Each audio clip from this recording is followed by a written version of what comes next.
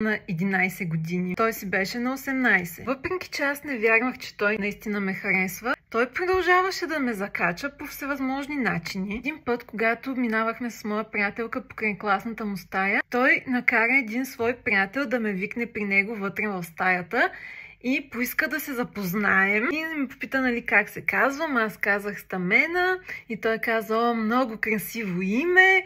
И аз го питаха: "Ти?" И той смотолеви нещо и аз въобще не можах нито да разбера как се казва, още по-малко да запомня. Бях доста поласкана, обаче аз през цялото време виждах някакви червени флагове. Виждах как има други момичета около него, как се закача и с тях и гледах да стоя максимално далеч от него. В крайна сметка разбрах, че той наистина ме харесва, когато една сутрин отиваме в голямото междучасие с моята приятелка до лавката да си вземем закуски.